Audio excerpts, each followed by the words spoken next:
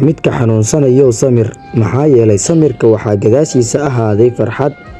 Midka habeenkii oynayo samir, goordhow waxaa kugu imaan doona iftiin weyn. Kan qalbiga laga jabiyow, adiguna samir, maxaa yeelay Alle miyuu taageeraa qalbi jabka. Cidna anigu ma fahansiiyo duruufahayga, waayo nolosha waxay i bartay in bani'aadamku uu jecel yahay ka faa'iidaysiga qofka xilliga uu duruufaysan yahay.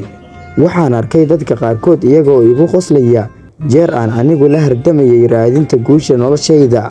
Markii aan gaarayna waxay bilaabeen inay ii sacbatumaan, bal yaa ogeysiiya kuwaasi inaan waa hore iska ilaabay xitaa magacyadooda.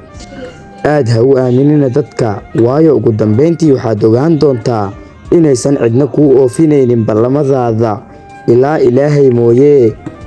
Doqonnimadu waxaa ka mid ah inaad nacdid qof kadib markii aad maqashay qof kale oo ka sheegaya xumaan.